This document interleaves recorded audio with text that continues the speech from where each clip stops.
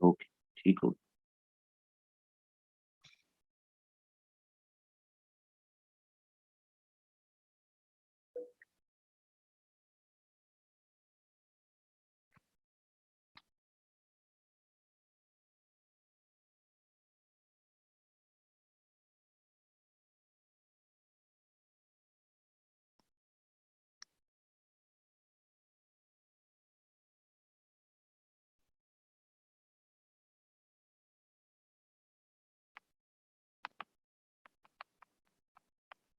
पहला लेक्चर जो है वो आज का हम शुरू करने लगे हैं जी। It's a sort of orientation session है। और कंपलसरी सब्जेक्ट्स में ख़ास तौर पर जब से 2015 में आपका सिलेबस चेंज हुआ और उसके बाद से हमें 2016 से 2021 तक बहुत इरेगुलर हमें प्रैक्टिसेस मिलती हैं। ख़ास तौर पर अ, अगर किसी कंपलसरी पेपर में, तो वो सबसे ज़्यादा इरेगुलर प्रैक्टिस हमें पाकिस्तान अफेयर्स के पेपर में नज़र आती है। 2016 से पहले प्री 2016 पेपर्स में जो लार्जली एक टेंडेंसी ऑपरेट करती थी वो यही करती थी कि 3 to 4 क्वेश्चंस वो आते ही आपके प्री पार्टीशन में से थे। ये एक सेटल फिनोमेना था। उसकी रीजन सो बिकॉज जो आपका ग्रेजुएट लेवल पर यूनिवर्सिटीज में जो पेपर पढ़ाया जाता है अभी भी और पहले भी जो पढ़ाया जाता था, तो वो ज्यादा प्री पार्टीशन और पोस्ट पार्टीशन के कॉन्स्टिट्यूशनल एंड पॉलिटिकल डेवलपमेंट्स पे पढ़ाया जाता है। ये हर जगह यही फ्रेमवर्क जो है वो चलता है।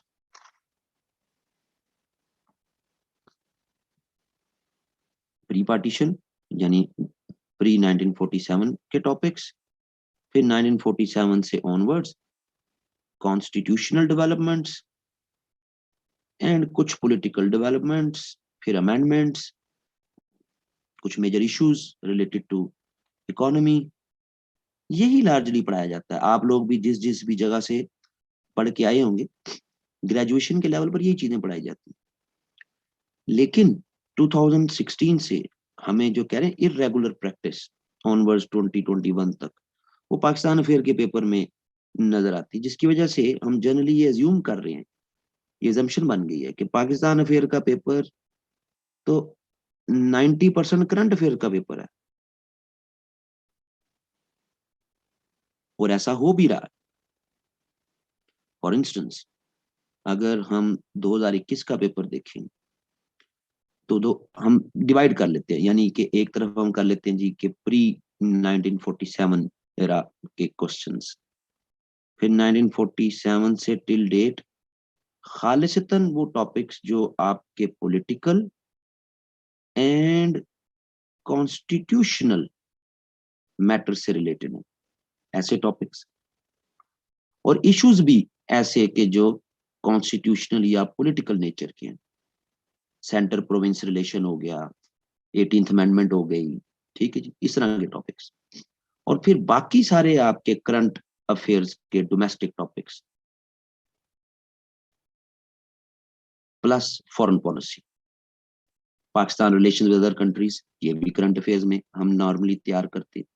Domestic topics energy, water, education, blah blah ब्ला।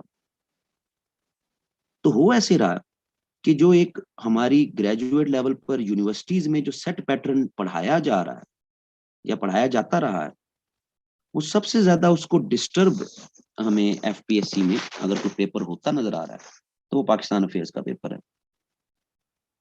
2021 का अगर हम पेपर,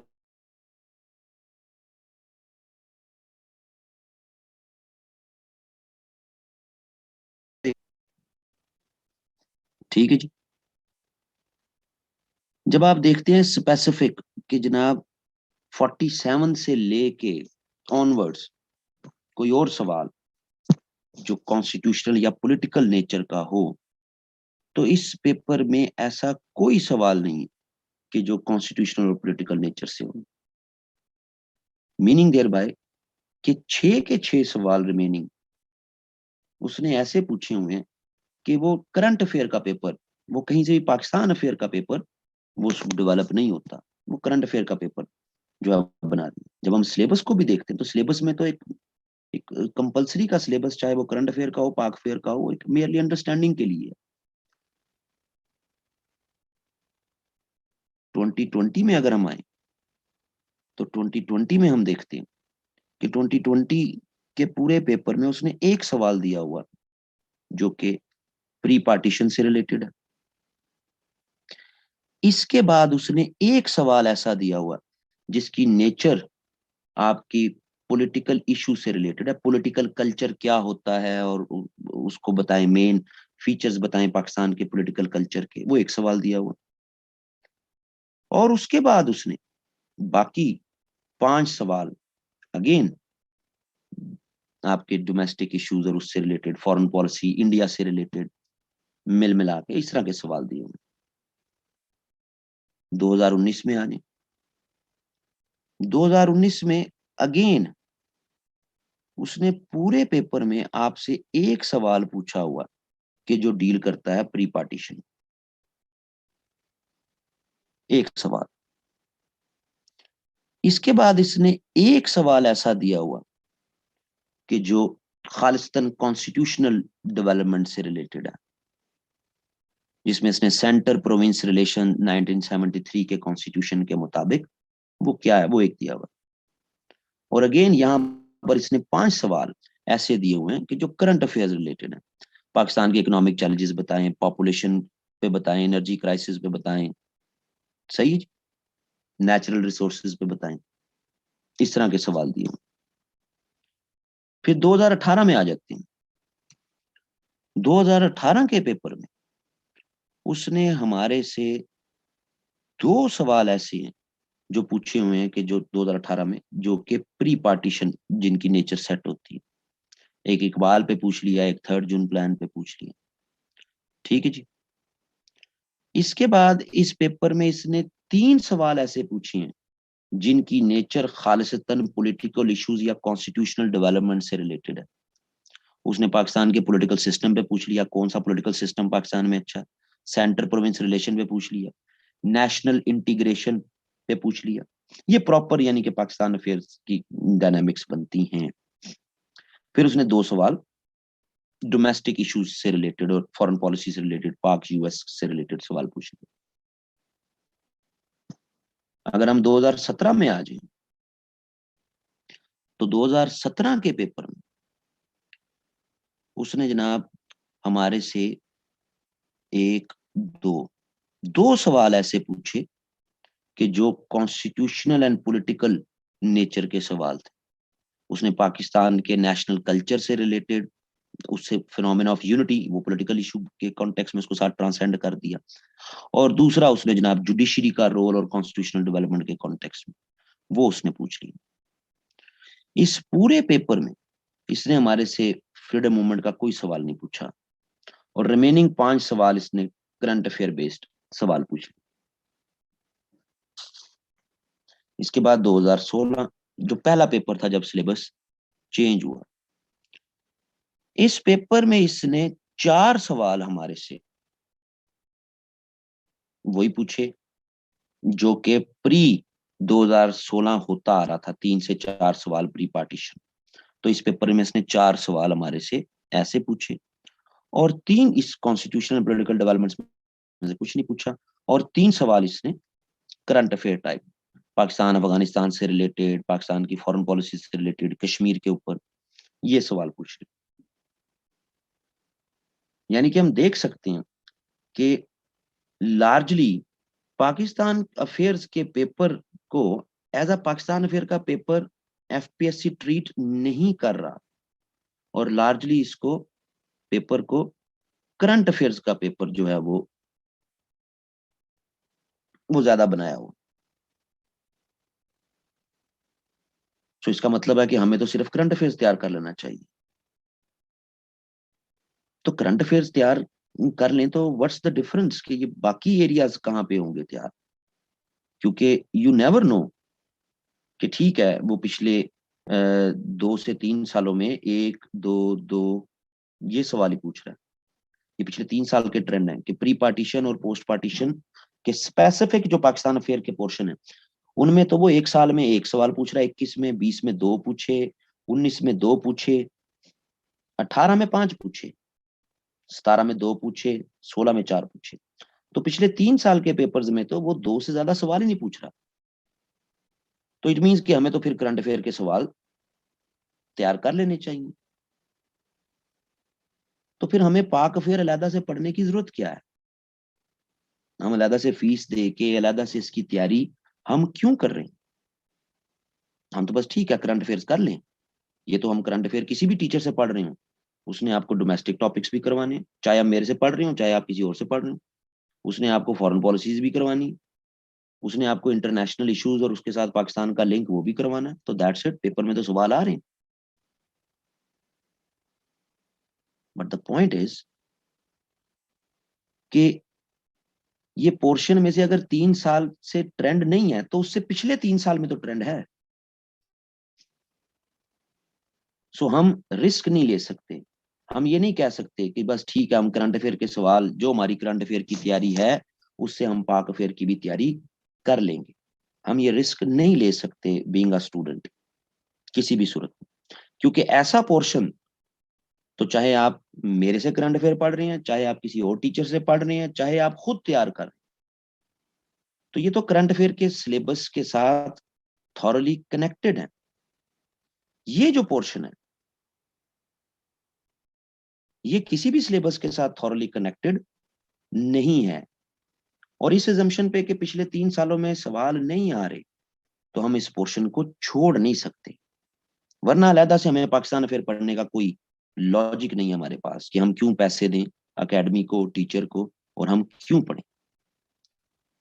सो मैं पिछले 5-6 साल से जो पाकिस्तान अफेयर्स के सेशन ले रहा हूँ और उसमें मेरे काफी वीडियोस भी जो मेरी यूट्यूब पे अपलोडेड पड़ी हैं वो इसी सेक्शन से रिलेटेड, वो इन्हीं में रहते हुए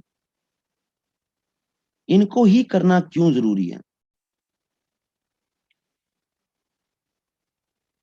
तो सीएसएस के स्टूडेंट्स पीएमएस में भी अप्लाई कर रहे होते हैं, और पीएमएस जब आप तीनों सूबों के जो रेगुलर पीएमएस होते आ रहे हैं, खासतौर पे 2 सूबों के पंजाब और सिंध के, तो उनके करंट अफेयर और पाक अफेयर का जो खासतौर पाक अफेयर के पेपर हैं उसमें ये प्री पार्टीशन और पोस्ट पार्टीशन का जो ये फ्रेमवर्क है उसमें से 2-3 सवाल वो तो हर दफा लग रहे हैं। सो ये नहीं है कि सीएसएस में पाक अफेयर अगर हम ना पढ़ें इस एजम्पशन पे कि जी प्री पार्टीशन और post partition constitutional developments, constitutions के फीचर्स, अमेंडमेंट्स, स्पेसिफिक आर्टिकल्स, इनको करने की जरूरत नहीं है। क्यों? क्योंकि करंट अफेयर ही कर लो तो बस ठीक है जी, उसी के सिलेबस के साथ तो पाक अफेयर भी हो जाएगा। तो बिल्कुल हो जाएगा, पिछले 3 साल से तो ये नजर आ रहा है, लेकिन उससे पिछले 3 साल में ऐसा नजर नहीं आ रहा। एंड वी नेवर नो कि जो नेक्स्ट पेपर है उसमें क्या वो दोबारा बैक उसी पॉलिसी पे चला जाए कि जनाब 3 से 4 सवाल हमने प्री और पोस्ट पार्टीशन में से देने। तो अगर उसने करंट अफेयर में से ही देने हैं तो we don't need to worry at all, क्योंकि हम करंट अफेयर्स के हमने अपने टॉपिक्स जो तैयार किए हैं उनमें से कोई लग गए तो लग गए। लेकिन अगर गॉड फॉरबिड उसने वही दोबारा पैटर्न दे दिया तो यहाँ तो फिर भी हम कुछ लिखने की कहानियां लगा लेंगे ना, एनर्जी क्राइसिस पे सवाल आ गया तो चाहे आपने करंट अफेयर में नहीं भी पढ़ा हुआ तो कुछ टामक टोइयां मार लेंगे। लेकिन यहाँ पर अगर सवाल स्पेसिफिक लखनऊ पैक्ट पे आ गया और उसकी इंपॉर्टेंस मुस्लिम नेशनलिज्म के लिए, तो एक लाइन भी कहानियों की नहीं लिखी जाएगी। और ये पोर्शन जो है वो फिर पीएमएस के सिलेबस और पीएमएस के पेपर्स में वो काम भी आती है। सो इस कॉन्टेक्स्ट में फिर मेरा जो एम्फोसिस है वो ये है कि स्टूडेंट को वो प्रिपेयर करवाया जाए कि जो प्रॉपरली स्पीकिंग पाकिस्तान अफेयर्स है, इररिस्पेक्टिबल ऑफ द फैक्ट कि वो पेपर्स में करंट अफेयर पूछ रहा है पिछले 3 साल से, तो वो पूछता रहे। लेकिन जो डायनामिक्स हैं उस सिलेबस की, उस डायनामिक्स को पहले जो है वो एड्रेस करना। अगर वो डायनामिक्स एड्रेस नहीं होती हैं तो जो है वो, मेरा नहीं ख्याल कि किसी भी टीचर को फीस देना या किसी भी टीचर को या पैसे दे के एकेडमी को पढ़ना कि उससे पाकिस्तान अफेयर्स जो है वो पढ़ा जाए। इसीलिए जो मैं अपनी एडवर्टीजमेंट भी करता हूँ पाकिस्तान अफेयर्स की, उसमें स्पेसिफिक हम टॉपिक्स लिख के जो है वो ये बता देते हैं कि भाई हमने ये करवाना है पाकिस्तान अफेयर्स में।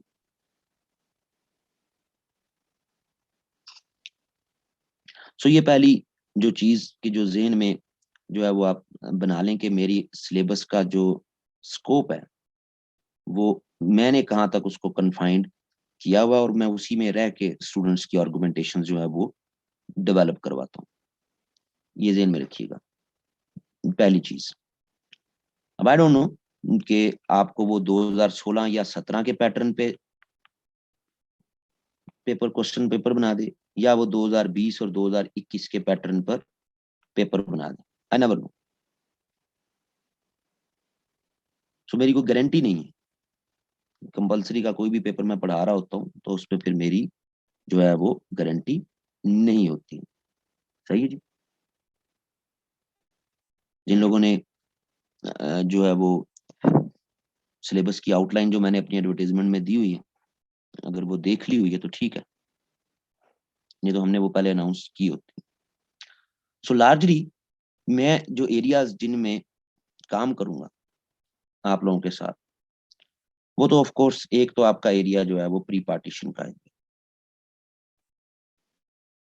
पर प्री पार्टीशन का एरिया भी फर्दर 3 कैटेगरीज में डिवाइड है। एक कैटेगरी वो कि जो आपकी मुस्लिम रूल एंड इट्स डिक्लाइन और उससे जुड़े रिफॉर्मर्स, इससे रिलेटेड है। एक कैटेगरी आपकी फिर दूसरी कैटेगरी प्री पार्टीशन की, वो मुस्लिम नेशनलिज्म के साथ कनेक्टेड है। और तीसरी कैटेगरी आपकी वो ऑल इंडिया मुस्लिम लीग की पॉलिटिक्स के साथ कनेक्टेड है। ये 3 का एक फेज जिसको हम तैयार करेंगे। दूसरा फेज जो हम तैयार करेंगे वो कॉन्स्टिट्यूशनल जर्नी पाकिस्तान की, मुख्तलिफ एरा में कैसे कॉन्स्टिट्यूशनल डेवलपमेंट्स हुई।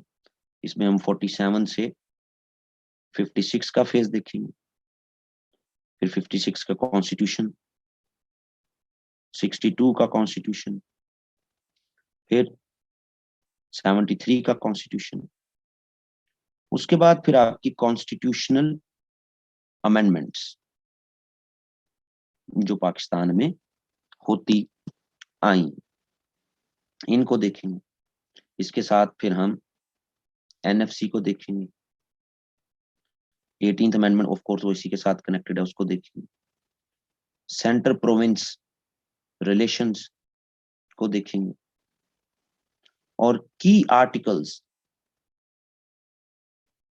पाकिस्तान के कॉन्स्टिट्यूशन से related, freedom of expression, freedom of speech और इनसे रिलेटेड जो की आर्टिकल्स हैं हमारे कॉन्स्टिट्यूशन, उनको देखेंगे। तो दूसरा स्फीयर जो है वो इस पैटर्न पर सारा वो डेवलप होगा जिसको हम देखने की कोशिश करेंगे जी। ठीक है जी, ये दूसरा काम हो। इसके बाद फर्दर, इसके बाद अगला जो स्फीयर है उसमें आ जाते हैं। ये स्लाइड आगे क्यों नहीं हो रही?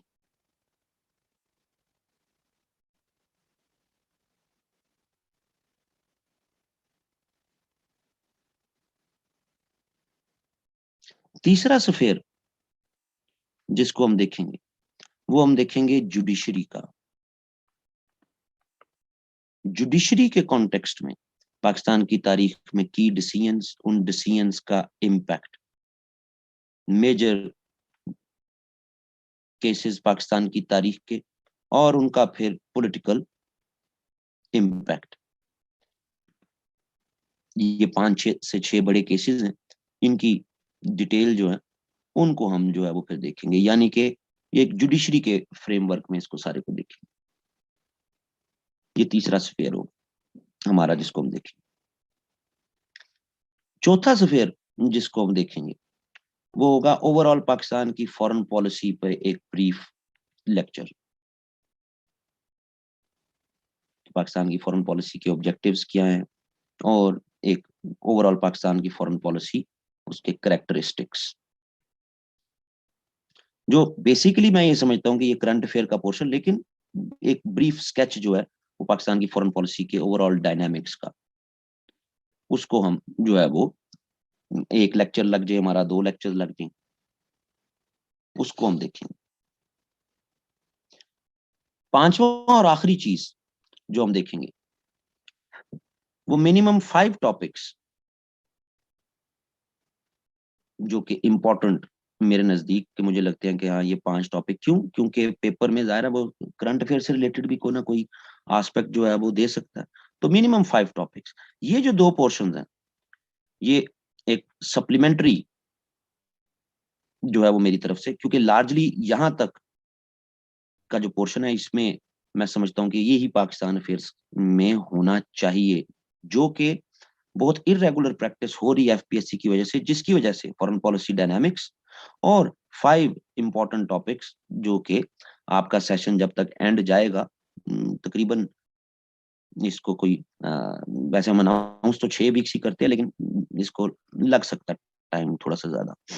तो जो आखिरी हमारे फिर सेशंस होंगे उनमें इनको मैं फिर एवेलुएट करूँ। सो ये काम है जी जो आपको बताने वाला था, और अब इसके साथ फिर हम इसको प्रॉपर जो है वो शुरू कर देते हैं। एक चीज ज़हन में रखिएगा जी कि जो प्री पार्टीशन है इसके मेरे सारे लेक्चर्स यूट्यूब पे अवेलेबल हैं। इनको 20-25 लेक्चर्स हैं, बड़ी डिटेल में मैंने यूट्यूब पे इन लेक्चर्स को जो है वो अपलोड किया हुआ है, ऑलरेडी अपलोड किया हुआ। तो यहाँ जब हम क्लास में इस प्री पार्टीशन को शुरू करेंगे तो यूट्यूब के लेक्चर्स जो हैं वो वन वे ट्रैफिक होती है। यहाँ पर ज़ाहिर है हमें फिर उसको प्रॉपर एक लेक्चर, एक एकेडमिक लेक्चर की फॉर्म में जो है वो लेके चलना है, क्योंकि यूट्यूब पे जो लेक्चर हैं वो ज़्यादा इंटरेस्टिंग एस्पेक्ट के साथ इंटरेस्ट डेवलप करके, वो 20 नंबर का सवाल डेवलप करने के लिए नहीं है, वो एक स्टूडेंट्स का इंटरेस्ट जिनको बिल्कुल कोई अंडरस्टैंडिंग नहीं है या समझ नहीं पाते फ्रीडम मूवमेंट को, तो उनकी अंडरस्टैंडिंग के लिए वो लेक्चर रखे हुए। ये सारा काम था जी जो आपको बताना था, और इसी पैटर्न पे मैं चलूंगा और ऑनवर्ड्स आगे हम चलते रहेंगे।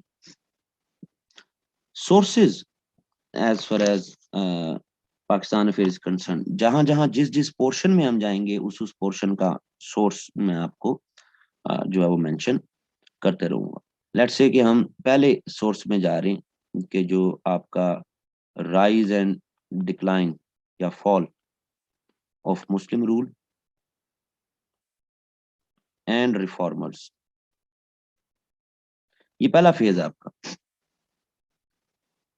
जो सीएसएस में एक आधा सवाल उसने पूछा तो हुआ है इस फेज में से, लेकिन पीएमएस में इनके चांसेस जो हैं वो बढ़ जाते हैं इस पोर्शन के। इस पोर्शन के लिए जो आप क्या लेंगे, छोटी छोटी एक सोर्स तो नहीं लेकिन जो आपको अवेलेबल हो जाए, एक तो जमीलुद्दीन अहमद की है, early phase of Muslim political movement.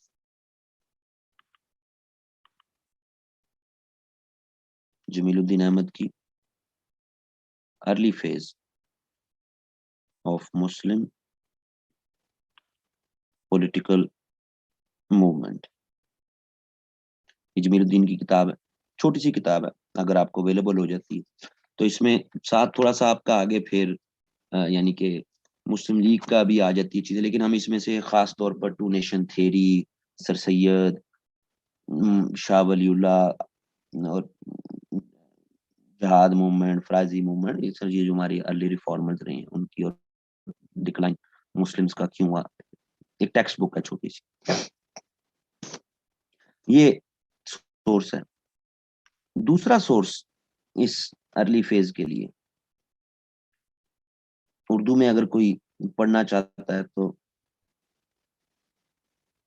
आबे कौसर,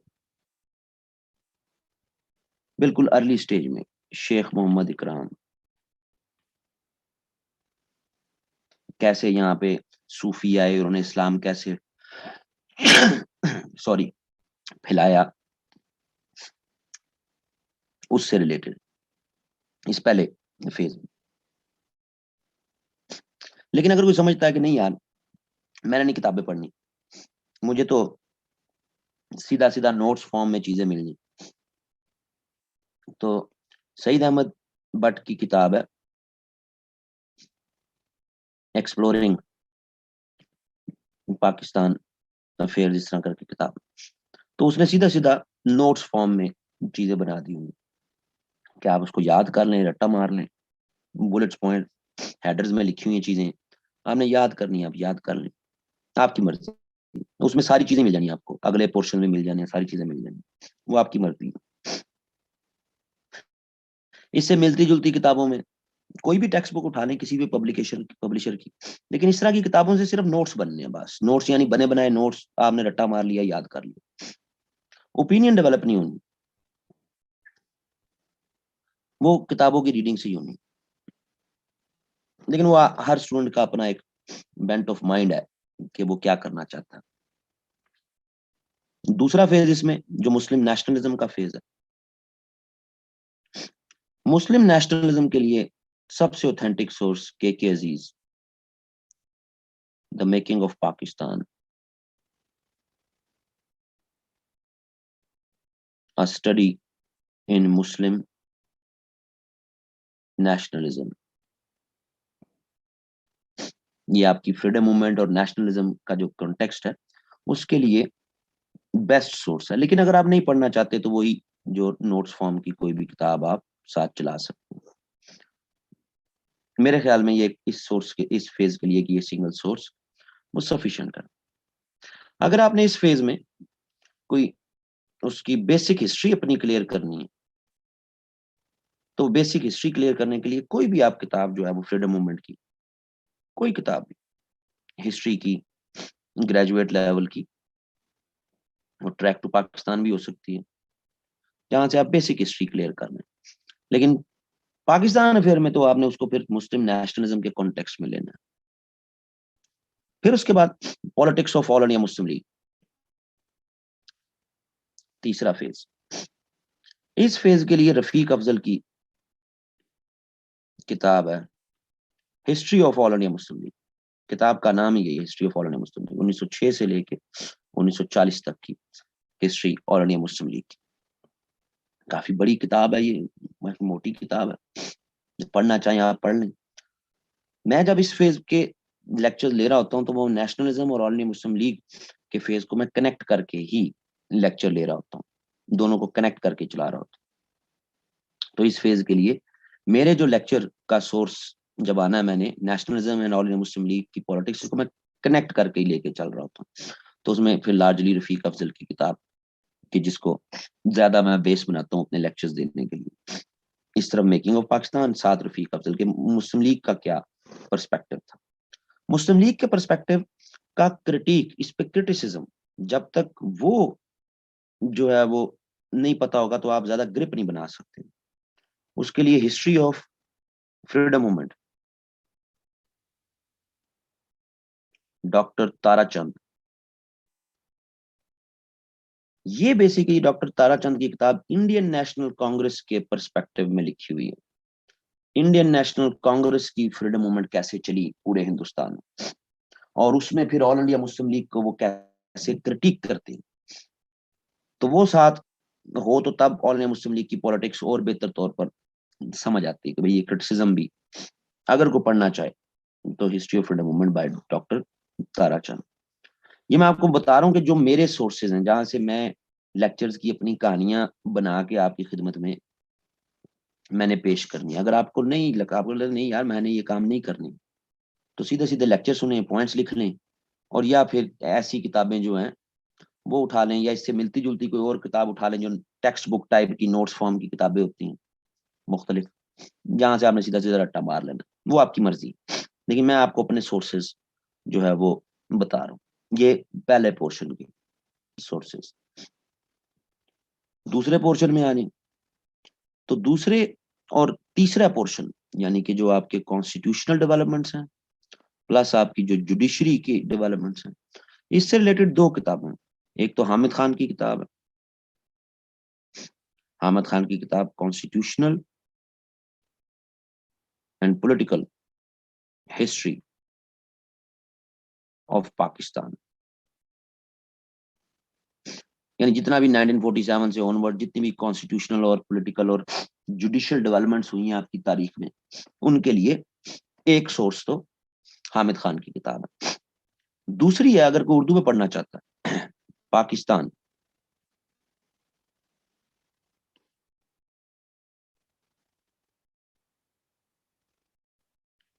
नजरिया और रियासत, फारूक मलिक।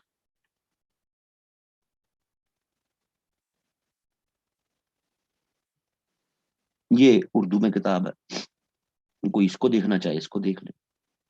मैं इन्हीं दोनों किताबों की बेस पे ही अपने लेक्चर्स वो आप लोगों को मैंने देने, यानी दूसरे और तीसरे फेज को मिला के।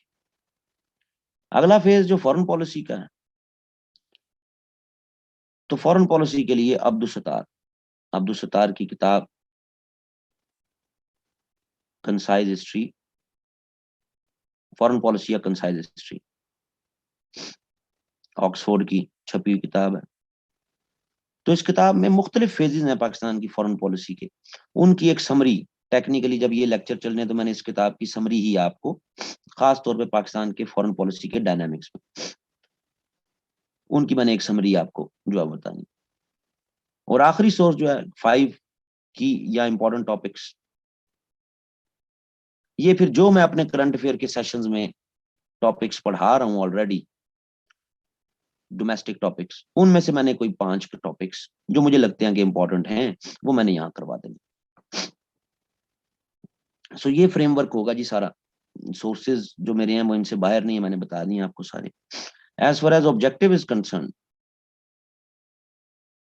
तो ऑब्जेक्टिव वो कहीं किसी भी डायनामिक्स में तो आप पूछ सकता है, वो पोस्ट पार्टीशन में पूछ ले, प्री पार्टीशन में पूछ ले, कहीं भी जा सकता है। लेकिन पहला बेस्ट सोल्यूशन तो ये है कि पास्ट जो पेपर्स है ना जी, इनके ऑब्जेक्टिव ऑनलाइन अवेलेबल होते हैं, मार्केट में भी मिल जाते हैं पास्ट पेपर्स के ऑब्जेक्टिव्स।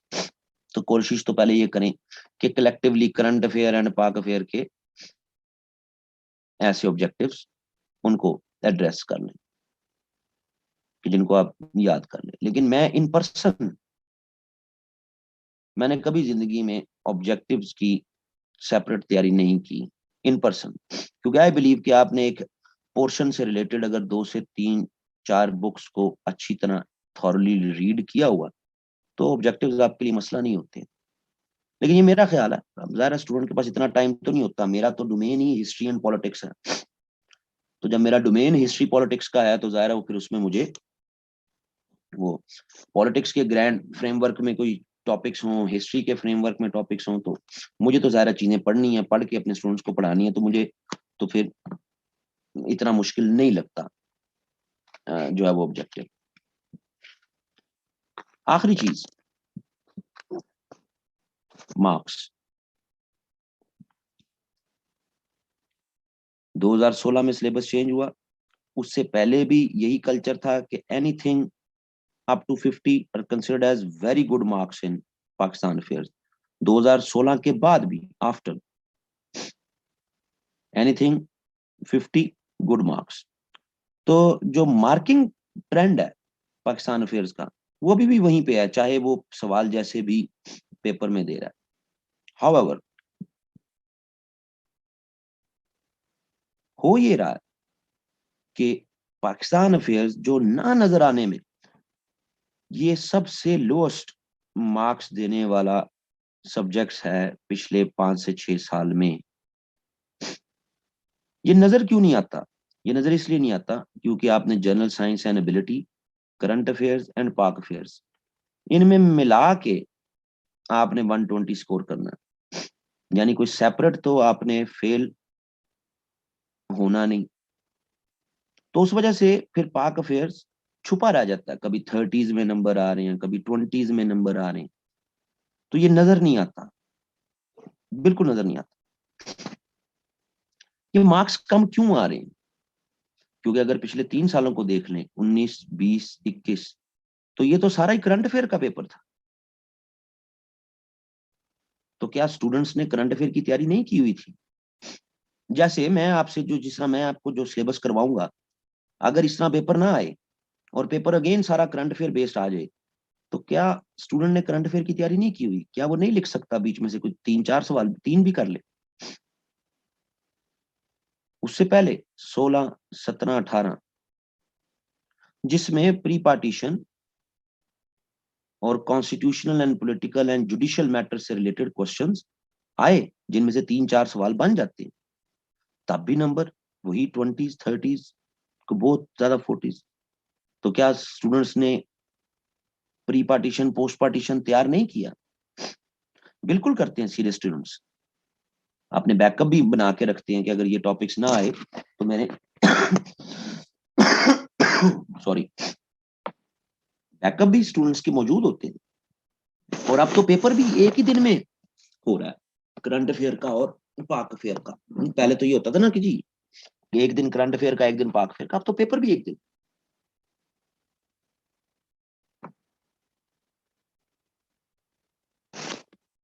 तो इशू कहाँ आ रहा है? इशू वो बहुत बड़ा जो इस पूरे काम में हमें नजर आता है, वो स्टूडेंट्स को, स्टूडेंट कंफ्यूज हो जाता है। स्टूडेंट ये समझता है कि एक टॉपिक, सपोज एनर्जी क्राइसिस का, पाकिस्तान अफेयर के पेपर में आया, और एक टॉपिक एनर्जी क्राइसिस का करंट अफेयर के पेपर में आया, तो ये समझता है ये दोनों डिफरेंट है।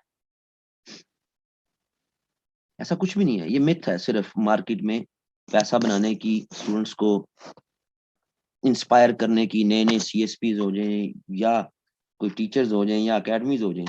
It's totally a myth.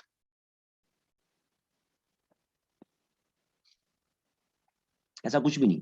Student confuse हो जाता है जब उसको सीधा सीधा प्रॉपर पाकिस्तान अफेयर्स का पेपर आता है, जिसमें ऑफ कोर्स उससे पूछ लिया ऑल इंडिया मुस्लिम लीग की एफर्ट्स, जिना पर आ गया, कायदे आजम पर, इकबाल पर आ गया सवाल, कांग्रेस मिनिस्ट्रीज पर आ गया, लखनऊ पैक्ट पे आ गया, लाहौर रेजोल्यूशन पे आ गया, तब भी वो नंबर नहीं ले पाता। उसकी मेजोरिटी ऑफ द वजह क्या होती है कि उसने इसकी सही अंडरस्टैंडिंग डेवलप नहीं की होती।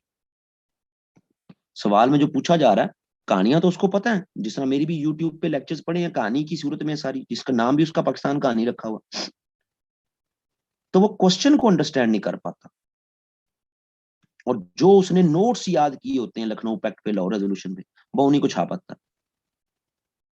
So current affair based question में वो कंफ्यूज हो जाता है, और proper Pakistan affairs, freedom movement और पोस्ट पार्टीशन के टॉपिक्स, उनकी उसकी अंडरस्टैंडिंग ही नहीं होती, बस रट्टे मारे होते हैं। जो रट्टा मारा है वो आ गया तो बस ठीक है, तो बाहर निकल के फिर के जी हम तो इतना लिख के आए थे तो नंबर नहीं आए। तो पहली चीज तो ये कि डू नॉट कंफ्यूज इट, कि अगर आपको कोई करंट अफेयर के पेपर में पाक यूएस रिलेशन पे सपोज सवाल आया, और वही सवाल आपको पाक अफेयर के पेपर में आ गया, तो ये कोई अलग दुनिया नहीं है, एक ही सवाल है, एक ही जवाब। ये तो जेन में रखिएगा। और दूसरी तरफ, अगर क्वेश्चंस आपको प्री पार्टीशन और पोस्ट पार्टीशन के कॉन्स्टिट्यूशनल और पॉलिटिकल और हमारी मुस्लिम नेशनलिज्म से रिलेटेड आ जाते हैं, तो जिसकी अंडरस्टैंडिंग होगी वही सवाल का जवाब दे पाएगा। सो इसमें ये, इसमें तो हम ज्यादा प्ले नहीं कर रहे। जो आप करंट अफेयर में तैयार कर रहे हैं, इनमें से कोई टॉपिक भी पाक अफेयर में आ जाता है तो कोई अलग से डायनामिक्स नहीं है। ये एक बहुत बड़ी मिथ है।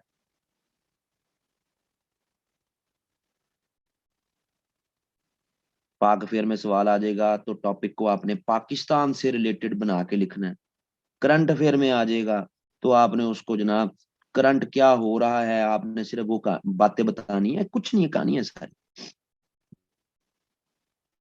लेकिन यहाँ यहाँ कंफ्यूज नहीं होना। अगर करंट अफेयर का खुदा ना खास्ता पूरा पेपर ही करंट अफेयर बेस्ड आ जाता है, तो उसमें कंफ्यूज नहीं होना, treat it like a paper of current affair, that's it, simple, जो सवाल पूछ रहा है वही। और अगर वो आपसे स्पेसिफिक क्वेश्चन पूछ लेता है तो उसका जवाब देना। तो मैंने यहां पर अपने स्टूडेंट की कैपेसिटी बनानी है पहले। फॉर इंस्टेंस, अगर वो आपको सवाल दे देता है, Shimla deputation paved the way towards creation of Pakistan, discuss, evaluate, जो भी आगे वर्ड वो लिखते हैं। अब शिमला डेपुटेशन 1906 में हो रही, क्रिएशन ऑफ पाकिस्तान 1947 में हो रही, 40-41 साल की हिस्ट्री लिखनी है? नहीं। क्या शिमला डेपुटेशन की डिटेल्स लिखनी है? नहीं। इस शिमला डेपुटेशन से कुछ मुसलमानों का नेशनलिज्म, उसमें इसने कंट्रीब्यूट किया, वो क्या कंट्रीब्यूशन है, उनकी डिटेल्स लिखनी है। वो कंट्रीब्यूशंस जो कनेक्टेड हैं विद क्रिएशन ऑफ पाकिस्तान, उनके बारे में बात करें। तो नॉर्मली स्टूडेंट शिमला डेपुटेशन पे जो रट्टा मारा होता है डिटेल्स वो लिखते हैं, उनका शिमला से लेके 47 तक जो जो इवेंट्स हुए हैं वो लिख दिए, ये गलत है। यहाँ पे वो कुछ भी कर सकता है। कई पास पेपर्स में शिमला के इसकी जगह पर उसने लिख दिया partition of Bengal, partition of Bengal pave the way towards creation of Pakistan, ऐसे भी सवाल आए हुए। सो ये अंडरस्टैंडिंग बड़ी जरूरी है, और इस अंडरस्टैंडिंग ये बननी उस वक्त है जब आपका ये फिर नेशनलिज्म और politics of all India Muslim league ये क्लियर हो। ये कोई हिस्ट्री का पेपर तो है नहीं कि आपने हिस्टोरिकल नैरेटिव या डिटेल्स लिख देनी है। अगर होता तो वो उसको फिर हिस्ट्री ऑफ फ्रीडम मूवमेंट या हिस्ट्री ऑफ पाकिस्तान का पेपर कंपलसरी करते। पेपर है पाकिस्तान अफेयर्स, सो वो हिस्टोरिकल डायनामिक्स में नहीं है। अच्छा जी, एक मैं यहाँ पर वो भूल गया कि ये जो पोर्शन आपका आना है ना, कहाँ गया, ये वाला पोर्शन कॉन्स्टिट्यूशनल और पॉलिटिकल और ये वाला एस्पेक्ट्स, इनके साथ फिर हमने लैंग्वेज, कल्चर और लिटरेचर, इन पे भी हमारा ये एक ही लेक्चर होना, ये एड ऑन में होगा ये लेक्चर, ये भी ध्यान में रखिएगा। सो ये तो हिस्ट्री का पेपर नहीं है। अगर इसमें हम प्री पार्टीशन पढ़ रहे हैं ना जी, तो हमने प्री पार्टीशन को हिस्ट्री का एक की प्री पार्टीशन बना के नहीं पढ़ना, हमने उसको मुस्लिम नेशनलिज्म के कॉन्टेक्स्ट में पढ़ना। कैसे मुस्लिम नेशनलिज्म डेवलप हुआ, कैसे शेप हुआ, ये कॉन्टेक्स्ट जेन में रखिएगा। तो हम लार्जली उसको फिर जो है वो हिस्टोरिकल नैरेटिव के तौर पर वो लिखाते हैं, जो बहुत बड़ा एक इशू का प्रॉब्लम है। इस वजह से मार्क्स कम आते हैं, यानी करंट अफेयर के सवालों में हम कंफ्यूज हो जाते हैं, और जो प्री पार्टीशन और कॉन्स्टिट्यूशनल पॉलिटिकल डेवलपमेंट्स हैं उनको हम हिस्टोरिकल नैरेटिव्स में लिख के आ जाते हैं और समझते हैं हमने सवाल कर लिया जी, तैयारी होगी हमारी। सो इस वजह से मार्क्स नहीं आते। आपके करंट अफेयर और पाक अफेयर इन कंबाइंड दोनों पेपर्स में अगर आप 100 मार्क्स ले रहे हैं तो ये बड़े गुड मार्क्स हैं, very good marks out of 2 collectively दोनों को मिला के।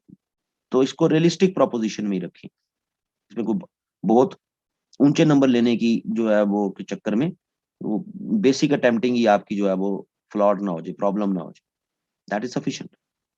तीसरा पेपर आपका जनरल साइंस एंड एबिलिटी का, वहां आपके 70+ नंबर वो आने चाहिए। सीधा सीधा मैथमेटिकल और याद करने वाला और एप्लीकेशन के पेपर है, उसमें आपके नंबर आ सकते हैं 70+। तो आउट ऑफ 300 पासिंग मार्क्स 120 है, लेकिन आपका टारगेट जो है वो 170 तक का होना चाहिए, 160 170। शुरू करते हैं जी बात को। और हम बात को शुरू जो है वो जिस फ्रेमवर्क में हम शुरू कर रहे हैं वहीं से हम शुरू करेंगे। और पहली जो चीज हम करने जा रहे हैं वो हम करने जा रहे हैं कि हम जो पाकिस्तान की आइडियोलॉजिकल फाउंडेशंस हैं।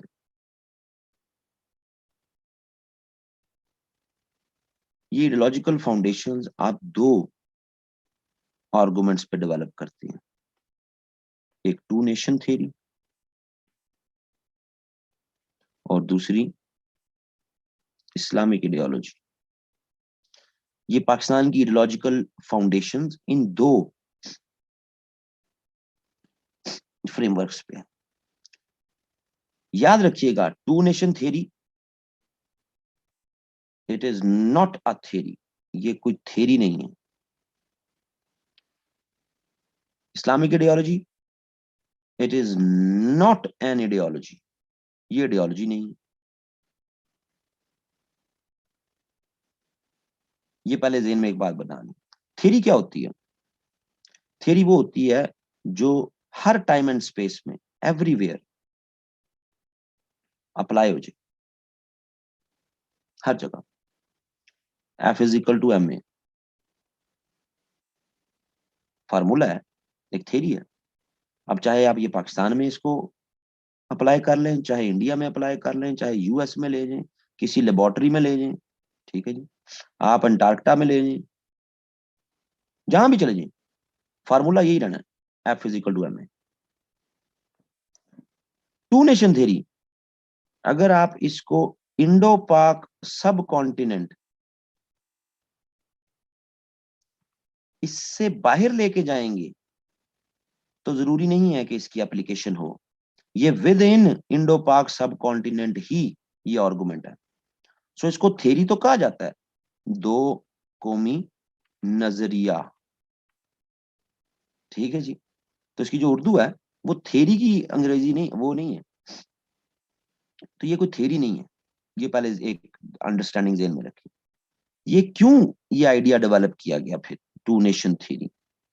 ये टू नेशन थ्योरी उस सेंसिबिलिटी को पोर्ट्रे करती है that we are different, that's it. ये एक सेंसिबिलिटी को रिफ्लेक्ट करती है कि in India we are different. अभी बेसिक लेवल पर अभी जो अंडरस्टैंडिंग समझ लो, इस्लामिक आइडियोलॉजी आइडियोलॉजी नहीं है, ये तो बड़ी खतरनाक बात नहीं। नहीं, इस्लामिक आप एक डिवाइन रिलीजन को जो है वो मेंशन कर रहे हैं यहाँ। आइडियोलॉजी क्या होती है? आइडियोलॉजी मैन मेड होती है जी। आइडियोलॉजी उन आइडियाज पर इरेक्ट होती है जो कि प्योरली ह्यूमंस डेवलप करते हैं, इंसान डेवलप करते हैं। तो इस्लामिक आइडियोलॉजी वो तो एक डिवाइन रिलीजन, मतलब कि वो मैन मेड हो गया, ऐसा नहीं। इस्लामिक आइडियोलॉजी नजरिया इस्लाम, यहां पर आइडियोलॉजी का मीनिंग वो नहीं है जो कि वेस्ट में जिस तरह उसका मीनिंग डेवलप किया जाता है, वो नहीं। यहां थ्योरी का मतलब वो नहीं है जो कि वेस्ट में जिस तरह थ्योरी का मीनिंग डेवलप किया जाता है। इन दो अल्फाज की वजह से हमारे स्टूडेंट्स काफी कंफ्यूज हो जाते हैं। और इवन हमें इंटरव्यूज में जब कह दिया जाता है कि जी थ्योरी तो हर जगह पर एप्लीकेबल होती है, हाँ जी होती है जी, तो फिर जी 1971 में जनाब बांग्लादेश क्यों बन गया? इसका मतलब है थ्योरी गलत थी। तो बंदा उधर अपना सा मुंह लेके बैठ जाता है कि हाँ भाई ये क्या बात हुई, तो खामोश हो जाता बंदा। सो पहले जो एक मगरिब के स्कॉलर्स ने या मगरिब के लिटरेचर ने हमें थ्योरी का मीनिंग बताया हुआ है और आइडियोलॉजी का मीनिंग बताया हुआ है, उसके तनाजुर में हमने अपनी टू नेशन थ्योरी और इस्लामिक आइडियोलॉजी को विजुलाइज कंसेप्चुलाइज नहीं करना। तो हमने कैसे करना? टू नेशन थ्योरी एक सेंस कम्युनिकेट करती है,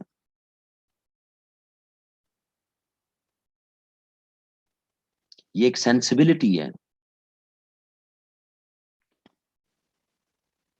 ये एक अवेयरनेस की निशानदेही करती है। that two nations are living in subcontinent. Subcontinent में दो कौमें रहती हैं, एक बिलीवर्स, बिलीवर्स कौन, हम मुस्लिम्स, और दूसरे नॉन बिलीवर्स, नॉन बिलीवर्स कौन, हिंदू, सिख, पारसी एक्सेट्रा। सो इनके दरमियान अब वही बातें जो हम छोटे से पढ़ते हैं, खाना पीना सोना जागना उठना बैठना, ये वो इनके दरमियान डिफरेंस है। तो ये सेंसिबिलिटी कम्युनिकेट हो रही है through the idea of two nation theory, which is not a theory but एक सेंस कम्युनिकेट हो रही है। इस्लामिक आइडियोलॉजी,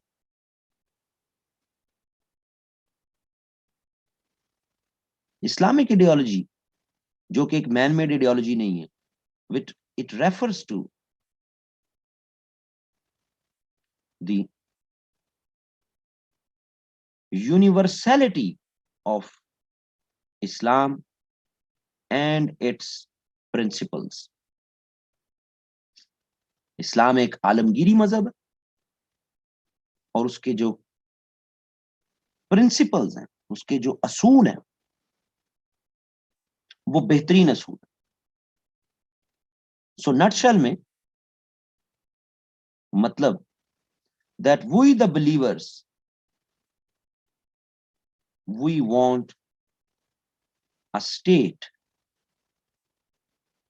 ऐसी स्टेट जहां पर हम universality of Islam and its principles के मुताबिक अपनी लाइफ गुजार सकें। That's it, simple. सो हम जो बिलीवर्स हैं, जो कि हम में ये एक सेंसिबिलिटी है that we are different because of the treatments of non believers, so we are different and we want such a state कि जहां हम universality of Islam and principles of Islam, और यही चीज फिर जिन्ना ने भी कहा हुआ ना जी, कि हम पाकिस्तान, क्या कहा था जी, तजर्बा गाह जहां इस्लाम के असूलों के मुताबिक हम जिंदगी गुजार सकें। That's it, not to confuse it कि हम कोई मजहबी रिलीजियस रियासत बनाना चाहते, नो। इस्लाम के असूलों के मुताबिक, इस्लाम का असूल इक्वालिटी का, इस्लाम का असूल जस्टिस का, जारी जी, टॉलरेंस का, फेवरेबल डिस्ट्रीब्यूशन ऑफ वेल्थ का,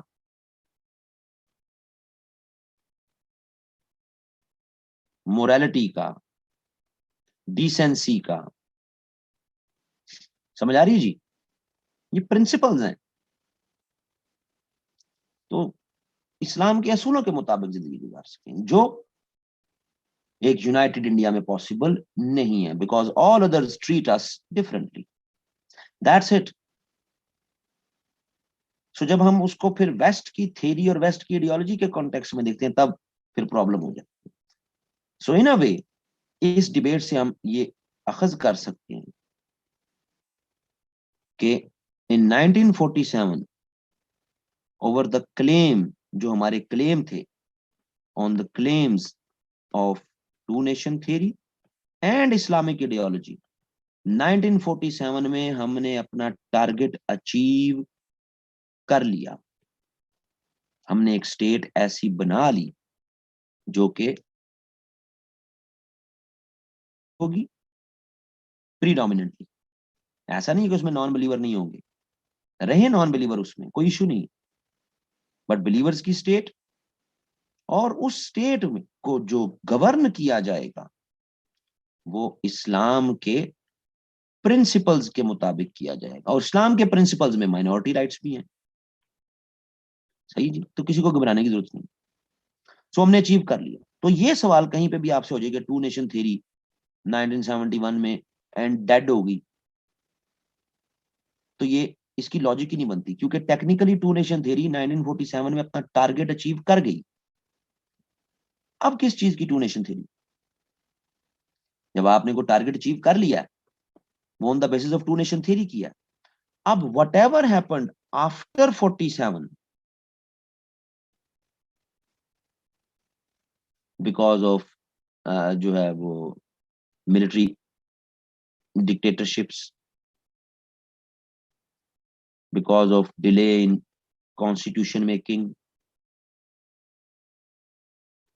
because of anti Bengali sentiment factor, because of India factor, because of political victimizations, because of geographical factor, क्योंकि एक तरफ ईस्ट पाकिस्तान, दूसरी तरफ वो इतनी दूर वेस्ट पाकिस्तान। भाई इन तमाम वजूहात या इनमें से कुछ और वजूहात, इनकी बना पे अगर ईस्ट पाकिस्तान अलहदा हुआ, सेपरेट हुआ, तो वो तो इन वजूहात से हुआ। ईस्ट पाकिस्तान के सेपरेट होने में टू नेशन थ्योरी या इस्लामिक आइडियोलॉजी का क्या कसूर? वो तो हम सब ने, ईस्ट पाकिस्तानियों ने, वेस्ट पाकिस्तानियों ने मिल के इस पर इकट्ठे होकर अपना टारगेट तो अचीव किया। बाद के आपके और मसाइल थे, तो उसकी वजह से आप ये नहीं कह सकते कि टू नेशन थ्योरी डेड हो गई या पाकिस्तान गलत बना था। सो पहले तो ये फ्रेमवर्क जो है कि वो जो आपकी आइडियोलॉजिकल फाउंडेशन है, उनको जो है वो जहन में रखना जरूरी है। और ये कोई इतनी बड़ी रॉकेट साइंस नहीं है, ये सीधा सीधा कि टू नेशन थ्योरी एक सेंसिबिलिटी है। अब ये टू नेशन थ्योरी, इसके origins of two nation theory, दो कौमी नजरिया,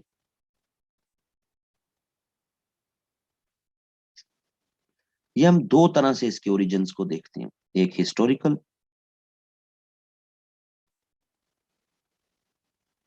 और दूसरा फिर हम इसको देखते हैं 19th सेंचुरी पॉलिटिक्स।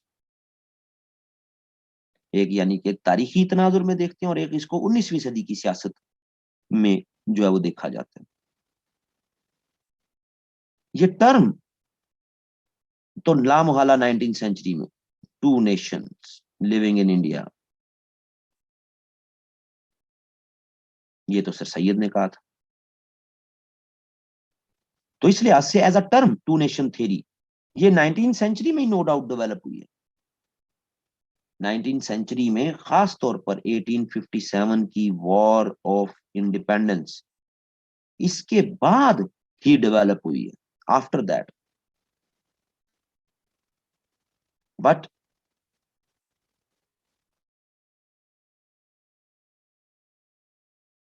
जो पहले से मौजूद था उसको नाम दे दिया गया, उसको लेबल कर दिया गया 19th सेंचुरी में, जबकि उसकी हिस्टोरिकल जो डेवलपमेंट्स हैं वो बड़ी स्ट्रांग है। और इन हिस्टोरिकल डेवलपमेंट्स को फिर देखना जरूरी है, ताकि हमारा ये जो कंसेप्शन है टू नेशन थ्योरी का दोनों तरह से बन रहा है, यानी 19वीं सदी की सियासत में भी बन रहा है और उस 19वीं सदी की सियासत से पीछे, क्योंकि मुसलमान तो 712 एडी में पहला इंटरेक्शन इनका बना विद सिंध। सही है जी, ऐसा ही। और इसके बाद इनका 10th सेंचुरी प्लस आप कह लो अर्ली 11th सेंचुरी, इसमें हिंद से कनेक्शन बना। और फिर 12th सेंचुरी में फर्दर आगे हिंद के एरियाज में ये कनेक्शन डेवलप हुआ। लार्जली सिंध और हिंद की सेग्रीगेशन है ना जी। ये आप जिस एरिया में रह रहे हैं आज, इस एरिया में ये सारा सिंध, सपत सिंधु दरिया सिंध पूरा, और इससे आगे पार के इलाके गुजरात, यानी गुजरात से और ऊपर तक जो आपके फिर पंजाब पार के इलाके ऊपर से लेकर नीचे तक, वहां से आगे आपका सारा हिंद। तो ये जो इंटरेक्शंस डेवलप हुए हैं माजी में सारे, और इस पर फिर मुस्लिम स्कॉलर्स ने इसको कैसे रिपोर्ट किया, और इसको हिंदू स्कॉलर्स ऑथर्स ने कैसे रिपोर्ट किया। तो ये नहीं है कि हम सिर्फ समझते थे कि हम अलग हैं, हिंदू स्कॉलर्स भी समझता था कि मुस्लिम अलग है। तो उनको फिर देखना बड़ा जरूरी है कि ये हमने सिर्फ एम ही अपने सियासी मकासद के लिए सिर्फ टू नेशन थ्योरी नहीं बनाई कि जी क्योंकि हमें एक मुल्क चाहिए था तो मुल्क के लिए वजह बनानी थी, तो वजह बना ली टू नेशन थ्योरी, जो कि 19वीं सदी से में पहली दफा टर्म कॉइन हुई थी, और 20वीं सदी में हमने इस वजह को प्रॉपरली इनकॉर्पोरेट कर लिया, अपने लिए वजह बना ली। ऑल इंडिया मुस्लिम लीग ने इस वजह को पकड़ लिया कि two nation theory, two nation theory. ऐसा नहीं है, इसकी जड़ें इंडियन तारीख में रची बसी हुई। ये बात समझ आती जी? सो ये कंसेप्शन, ये impression that two nation theory ये सब कॉन्टिनेंट में डेवलप हुई है, ये developed in late 19th and early 20th century.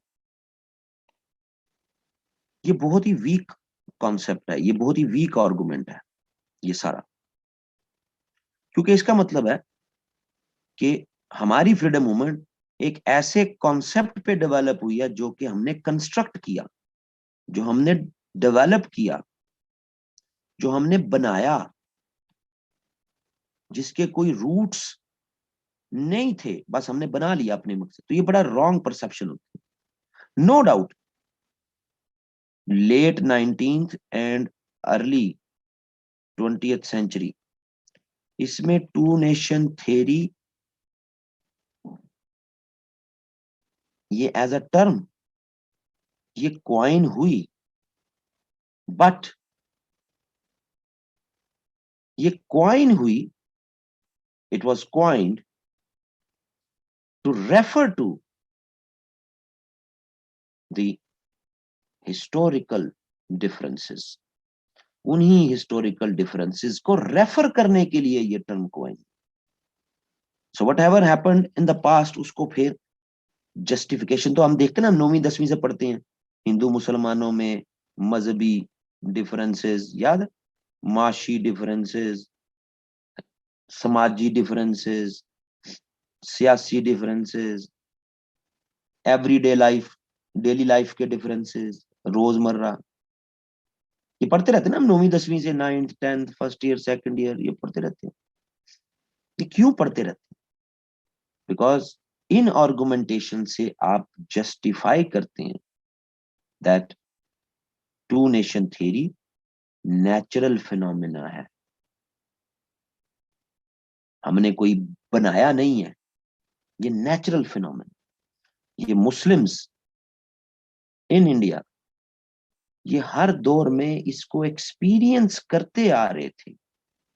फर्क ये हुआ कि 19th एंड 20th सेंचुरी के जो हमारे स्कॉलर्स हैं, पॉलिटिशियंस हैं, उन्होंने मुसलमानों के इन एक्सपीरियंसेस को एक लैंग्वेज दे दी, इसको एक जुबान दे दी, इसको एक पर्पस दे दी, जिसकी वजह से ये टर्म पॉपुलर हो गई। ये कोई हैरत की बात नहीं है। 21st सेंचुरी में आपको एक टर्म क्वाइन होती नजर आती है जिसको कहते हैं पॉपुलिज्म। इमोशंस के सहारे, पोस्ट ट्रुथ के सहारे, झूठ के सहारे सियासत करनी। तो क्या ये 20वीं सदी में नहीं होती थी? क्या ये 19वीं सदी में नहीं होती थी? बिल्कुल होती थी। लेकिन टर्म 21वीं सदी में क्वाइन होगी तो इसका ये मतलब नहीं है कि इसके पीछे कोई रूट्स नहीं है, बिल्कुल मौजूद है रूट्स। इसी तरह टू नेशन थ्योरी अगर क्वाइन होगी एज अ टर्म 19th और 20th सेंचुरी में, तो इसका मतलब नहीं है कि वहीं पे बनाई गई, उसके तारीखी तनाजुर में उसका रोल मौजूद है। सो उसको अब हमने एक्सप्लोर करना, क्योंकि उसी में हमारा नेशनलिज्म छुपा हुआ, उस सेंस में। सो ये तो एक बहुत बड़ी मिसकंसेप्शन है ना जी, कि जनाब ये 19वीं सदी में बना, ये वीक है। सबसे पहले अगर किसी स्कॉलर ने, मुस्लिम स्कॉलर्स ने, किसी स्कॉलर ने इसको हाईलाइट किया, इस पॉइंट को, कि मुस्लिम्स एंड हिंदूज ये डिफरेंट है, तो ये सबसे पहले किताबुल हिंद में रिपोर्ट हुआ, सबसे पहले अल बैरूनी, एज अर्ली एज 1001 में इसने एडी इसने ये किताब लिखी थी, किताबुल हिंद। सही जी। और इसने वाजिया तौर पर उसमें हिंदू फनेटिसिज्म इसको हाईलाइट किया। सही है जी। मुसलमानों में ये जो सेंस है ना जी, जो आज हम देखते हैं कि जी नॉन मुस्लिम, इसके साथ खाना नहीं खाना, इसके साथ चाय नहीं पीनी, है जी, ये जो मुसलमानों में ये जो सेंस है मुस्लिम्स में, आज हम देखते हैं, ये इस्लाम तो नहीं देता हमें, इस्लाम की तरफ से तो नहीं, ये हमने इंडिया से ही सीखी है। वरना अरब मुस्लिम्स क्या ये इनफिडल्स के साथ बैठ के बातचीत नहीं करते थे, खाना नहीं खाते थे? क्यों जी? सो जो खाना पीना ना करना, वो बेसिकली, क्योंकि अरब मुस्लिम्स भी अरब थे, उनके जो इनफिडल्स थे वो भी अरब ही थे, तो यहाँ का जो हिंदूज थे वो ये समझते थे कि भाई ये मलीश हैं, मलीश। ये साइलेंट हो जाता है हिंदी वर्जन में आके ना, ये जनाब मलीश सॉरी, हमने इनके साथ नहीं कुछ इंटरेक्शंस रखने, ये आउटसाइडर्स हैं।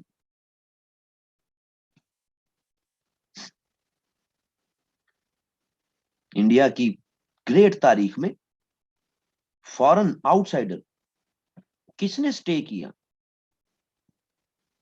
बहुत पहले अलेक्जेंडर आया भी, तो अलेक्जेंडर वापस चला गया था, तो स्टे तो किया ही मुस्लिम्स ने, and that was unacceptable. Simple is that. इनकी रेस डिफरेंट है, इनका रिलीजन डिफरेंट है, सही है जी, इनका कल्चर डिफरेंट है, इनका फूड कल्चर डिफरेंट है, इनकी रेसिपीज डिफरेंट है, इनका ड्रेस कल्चर डिफरेंट है। समझ आ रही जी? इनकी, इनमें सिंपलिसिटी है, कलर नहीं है। कलर इंडियन कल्चर का, कि जी मुख्तलिफ चीजों में, एक्टिविटीज में कलर का एलिमेंट होना चाहिए, और इनकी एक्टिविटीज में कलर एब्सेंस है, बहुत सी और एस्पेक्ट्स। तो जनाब ये सीधी सीधी बात है कि इन्होंने राइट फ्रॉम द बिगिनिंग, और ये सारे जो एस्पेक्ट्स हैं ये आपको किताबुल हिंद में अल बैरूनी बता रहा है, हम नहीं बता रहे। वो यही बता रहा है कि अरब मुस्लिम्स कैसे इनफिडल्स के साथ बैठ के खाना पीना कर लेते थे, इनफिडल्स भी अरब मुस्लिम्स के साथ बैठ के खाना खाना कर लेते थे, क्योंकि ये कुफार, ये भी अरबी होते थे जो मुसलमान थे वो भी अरबी थे। ऐसा कोई इश्यूज नहीं बने, वो अपनी किताब में बता के जाता है कि जनाब स्पेन में ऐसे कोई इश्यूज नहीं बने। वो कहता है जनाब तारीख की और आग में हमें नजर आता है कि जब 750 एडी में स्पेन में मुसलमानों का खलीफा भाग गया, चला गया, तो वहां से ऑनवर्ड जो स्पेनिश कैलिफेट आपकी हुक्मरानी चलती रही, स्पेन से हुक्मरान चलते रहे, तो वहां भी ऐसा इशू नहीं हुआ। वहां के क्रिश्चियंस, वहां के ज्यूज, उन्होंने कुछ ये नहीं कि हम अलहदा हैं और ये अलहदा है, ऐसा कुछ भी नहीं हुआ। ये वाहिद टेंडेंसी लार्जली ये इंडिया में डेवलप हुई।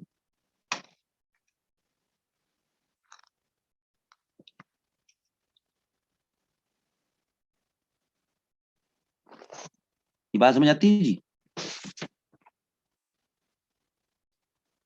आप जरा दूसरी तरफ चले जाते हैं, दूसरी तरफ हम चले जाएं तो हमें नजर आता है के एक किताब है बड़ी छोटी सी, सर्वे ऑफ इंडियन हिस्ट्री।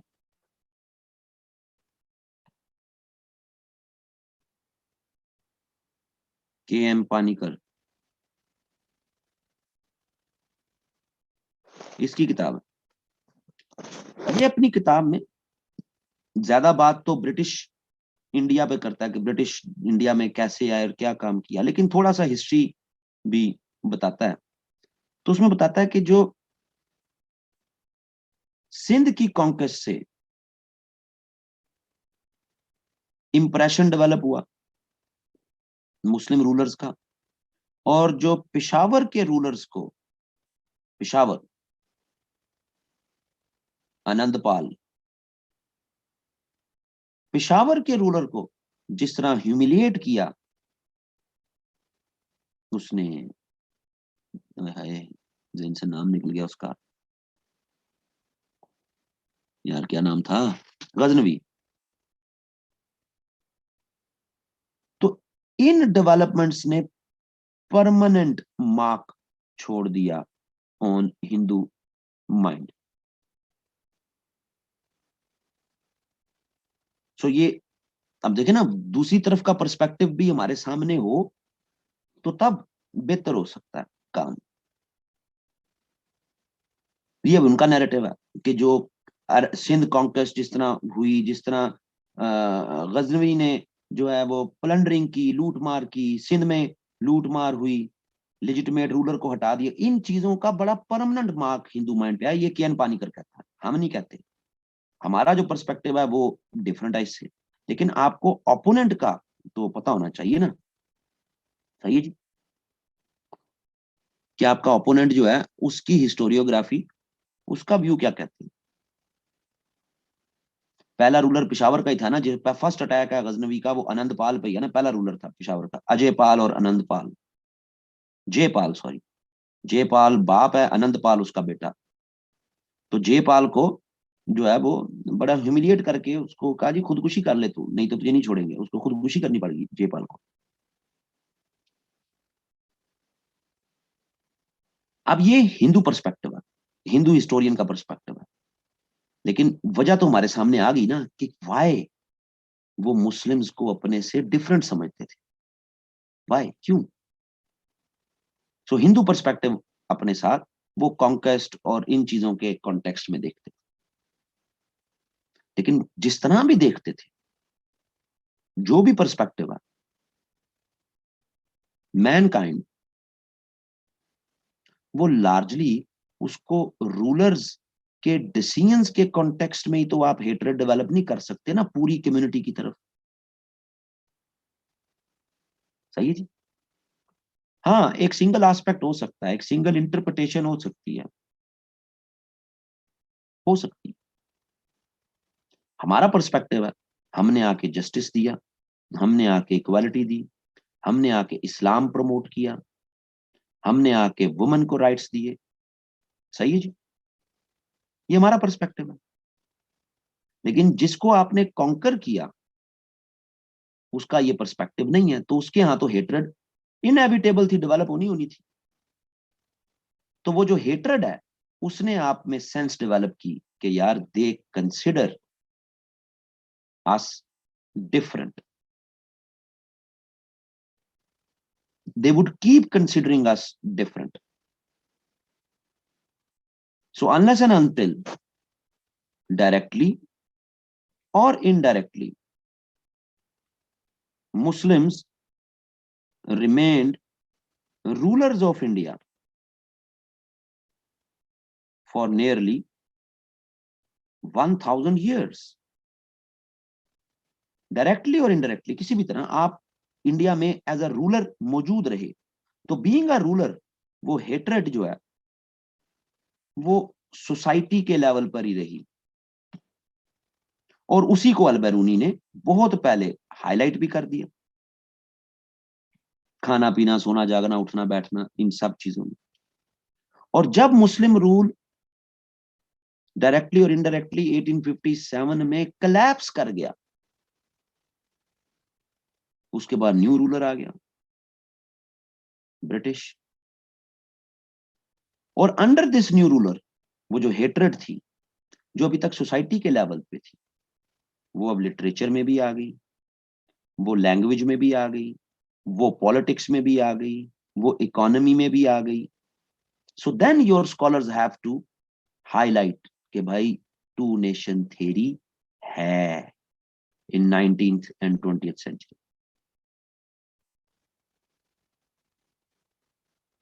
सो इतनी सी अंडरस्टैंडिंग है बेसिक, जिसको हमने हमारी टेक्स्ट बुक्स ने भी और हम लोगों ने भी इतना मुश्किल कर दिया हुआ कि हमारा स्टूडेंट जो है वो टू नेशन थ्योरी को पे आर्गुमेंट डेवलप नहीं कर सकता. उसको बड़ा खुशक लगता है इसको पढ़ना, इसको समझना. उसको लगता है कि पता नहीं क्या कितनी बड़ी कोई साइंस है पाकिस्तान बनने के पीछे जो मुझे समझ नहीं आ रही. It's very simple. ये समझ आती जी बात. सो हमारे ओरिजिन्स क्या हैं, हमारी बुनियादें क्या हैं, वो इसी. अभी हमने टू नेशन थ्योरी देखी. इस्लामिक आइडियोलॉजी अभी नहीं, वो क्लेम बिल्कुल एंड पे जाके हम साथ इनकॉर्पोरेट होना है. बुनियादी बेस आपकी जो टू नेशन थ्योरी से आ रही. आइडियोलॉजिकल फाउंडेशंस दो हैं आपकी, two nation theory, Islamic ideology. हमने एक को समझने की कोशिश की है कि ये जस्टिफाइड है, ये नेचुरल है, ठीक है जी, और ये हर दौर में मौजूद थी. आज के लिए इतना ही जी. कल फिर आगे चलेंगे. अगर आप सोर्सेज मैंने बता दिए आपको, अगर आप इनमें से कुछ परचेज करना चाहते हैं कर लें, सीधा सीधा कोई नोट्स फॉर्म की किताब ले लें, लेक्चर्स के पॉइंट्स ही लिख लें, आपकी मर्जी. मैं उसमें कोई अपनी तरफ से वो नहीं करता कि आप हर हाल में मेरी बात ही माननी है. आप जो भी लेक्चर होगा साथ साथ लिखते रहें, क्योंकि कभी कभी नेट डिस्कनेक्ट हो जाता है. तो अगर नेट डिस्कनेक्ट हो जाए तो स्लाइड्स जो हैं वो फिर वो गायब हो जाती हैं, खत्म हो जाती हैं. तो साथ साथ आप लिखते रहें. लेकिन अगर जो है वो आप नेट नहीं जाता, ठीक है जी, तो फिर आपको मिल जाएंगे. ये आज भी अभी आपको मैं अपलोड कर देता हूँ.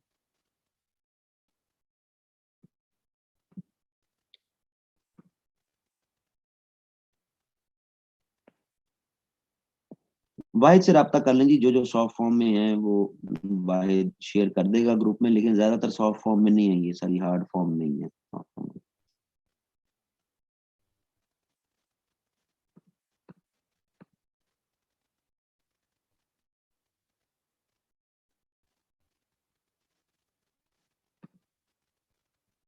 मैं शेयर कर देता हूँ जी लेक्चर. पाकिस्तान अफेयर्स.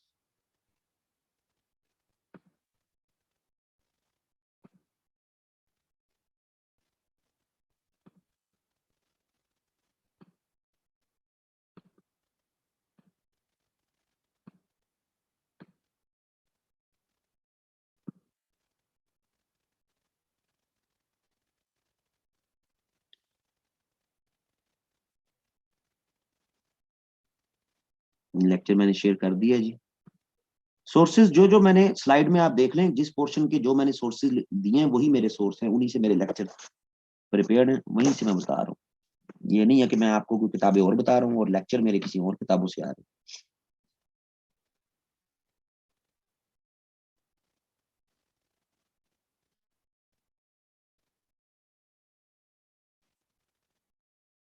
अभी जिसको डिस्कस किया है उसको तो समझ लो. जब इस्लामिक आइडियोलॉजी की बारी आएगी तो वो भी समझा देंगे.